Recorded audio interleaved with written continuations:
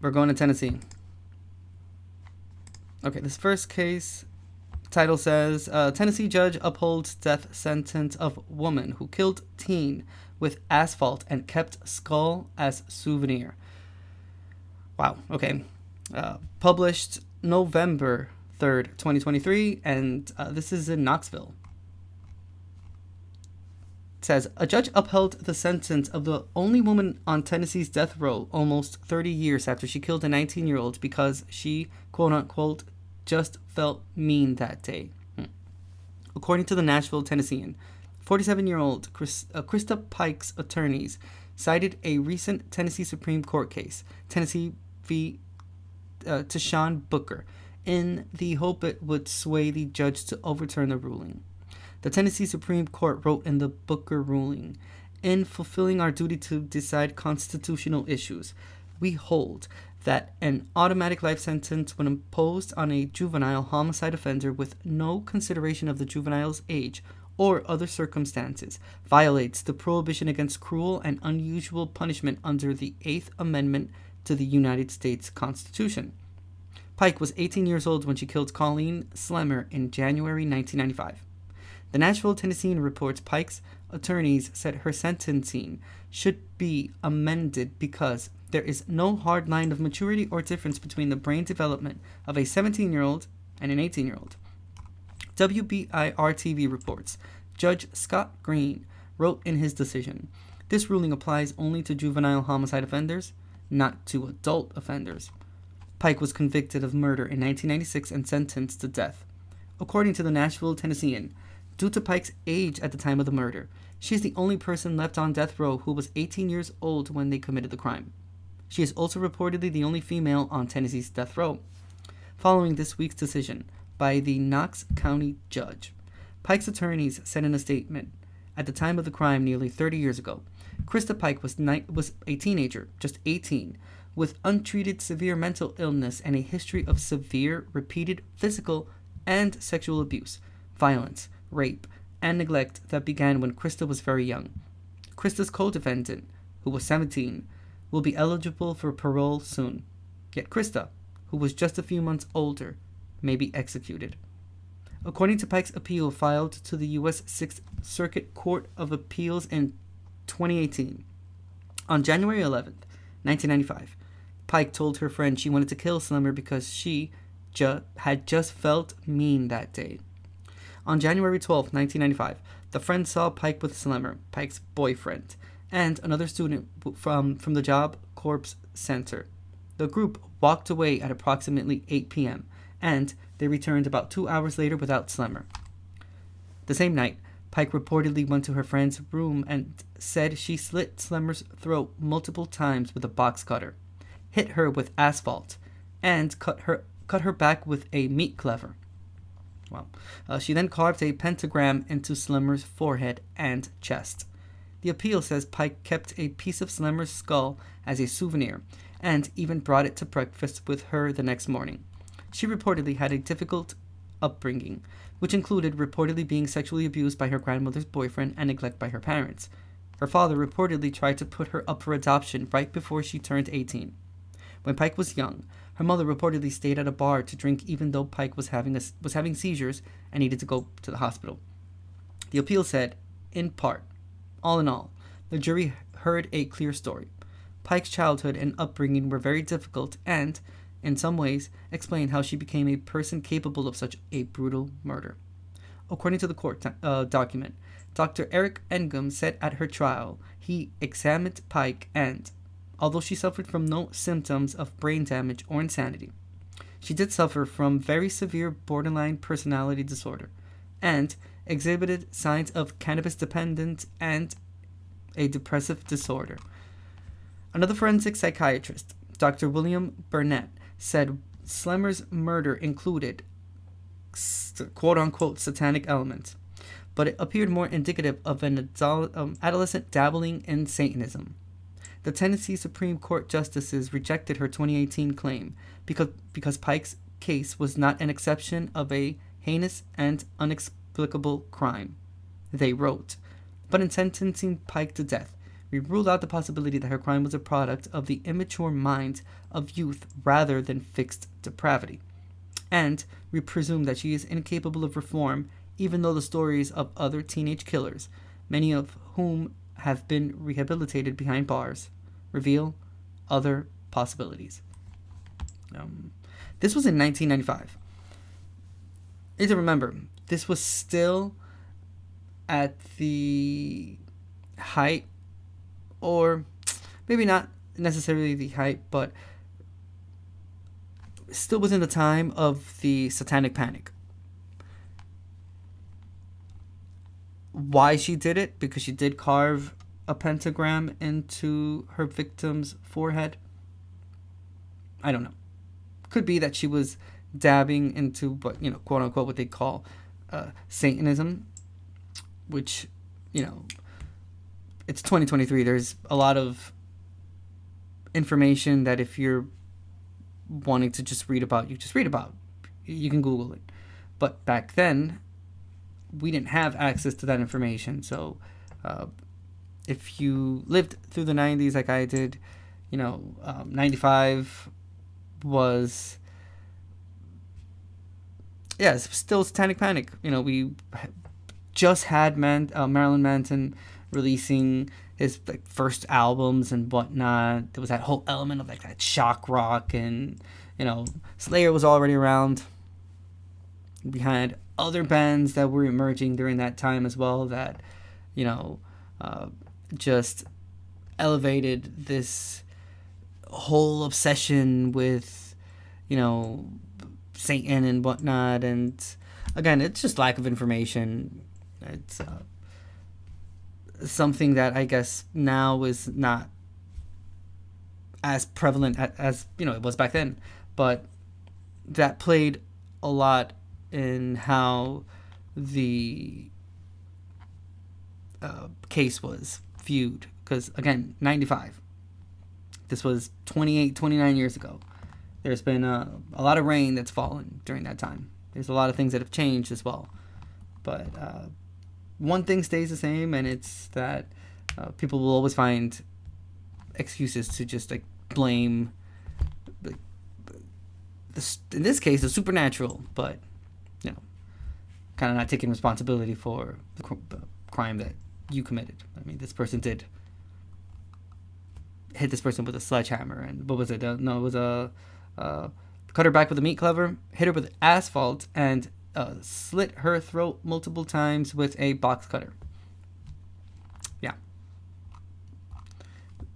All right, let's check out WBIR's webpage, and we'll check to see if they have a video and whatnot.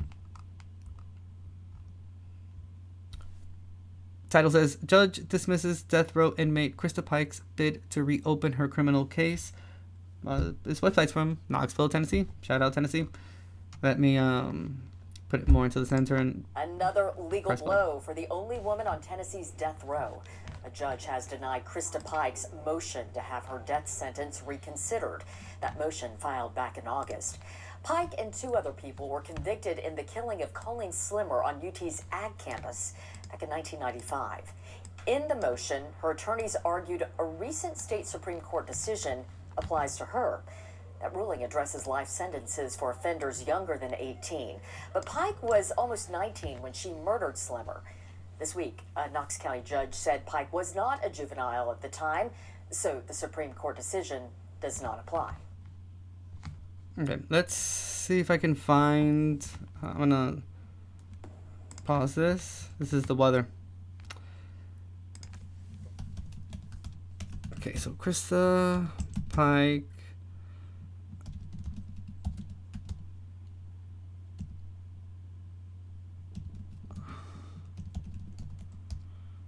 So we're doing, wait, what is it? Knoxville. Let's see if we can find a quick video. Oh, these are images.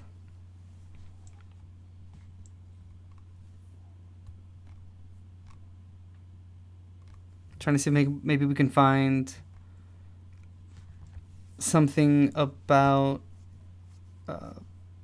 when she was arrested, or the trial in or around 1995, I guess. I guess it wouldn't be 95. I guess it would be a lot further down the road after they do investigations and whatnot. The only woman on Tennessee's death row is asking the courts to reconsider her death sentence. Krista Pike was convicted in 1996. She and 2 other people tortured and killed 19-year-old Colleen Slemmer. 10 News reporter Ryan Connors explains what the move means for the family of the victim. What happens next? Hey, Senpai Universe. Thank you so much for that raid. I really appreciate it. Thank you very much. Welcome in, Raiders. We're doing some True Crime Daily tonight. How's it going? I really appreciate it. Damn, I didn't even realize it just popped up there. Thank you very much. I don't know why my sound alerts are not working. Case we just read about is a case from Knoxville, Tennessee. This is Krista Pike. She killed someone called Colleen in a pretty brutal manner. They just gave her a life sentence, and I guess she was reconsidering, asking the court to reconsider her case and whatnot, and that is the news report that we are just reading right now. So appreciate those raiders coming in. Sit back, relax, and if you like true crime, then you've come to the right place. Senpai, thank you so much for that raid, like I said before. Robin, Krista Pike has tried on 3 separate occasions on both state and federal levels to get off of death row, but they've all failed. That's not stopping her and her legal team from giving it another try. Colleen's family says more than 25 years later, they're still looking for closure. They're not even caring about the victim. And they need to, because this is really, really hard on the family. You know, I went through hell, to be honest, and it's not right. Colleen was tortured. That's the reaction of Colleen Slemmer's mother to a recent request from her daughter's killer. Krista Pike wants her death sentence reconsidered. She shouldn't have any appeals. Her appeals were done 2 years ago. So I don't understand why this has all of a sudden come up. She was sentenced to death. Everything was all done. It's been 28 years. The request asks the state to reevaluate how Pike was sentenced. Her lawyers claim her age and mental health weren't taken into account at the original sentencing. Pike was 18 years old at the time of the killing. Her lawyers say her brain wasn't fully developed. If a person's mental capacity is so limited as to be defined as intellectually disabled under the law, it is considered cruel and unusual punishment for the state to seek the death penalty against that person. Criminal defense attorney Chloe Akers is familiar with those sentencing laws. She represented Tyshawn Brooks in a case that went to the state Supreme Court. The court ruled juveniles are constitutionally different than adults for sentencing purposes. Akers says because Pike was 18 at the time of the crime, her case is different.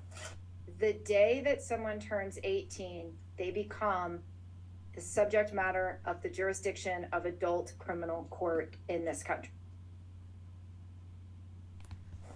Now, Robin, as far as what comes next, the court's going to hear from the state before they rule on this new motion to bring back the appeal. All right. Ryan, thank you very much. We appreciate it.